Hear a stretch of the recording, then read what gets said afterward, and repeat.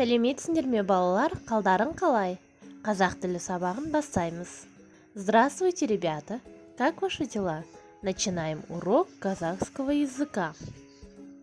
Балалар, бүгінгі сабағымыздың тақырыбы «Мен асық ойнаймын». Бірінші тапсырма. Тыңдаймыз, қайталаймыз. Слушаем и повторяем. Арман, сен не істейсің? Мен асық ойнаймын. Қане, балалар, қайталаймыз.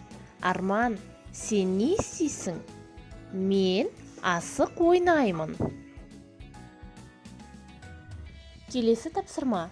Сұраққа жауап береміз. Отвечаем на вопросы. Сен не ойнайсың? Қане, балалар, айтыңдаршы, не ойнайсыңдар? Доп па, шахмат па, әлде асық па? Үшінші тапсырма. Тыңда, қайтала. Бұл менің досым. Ол асық ойнайды. Бұл менің досым. Ол асық ойнайды.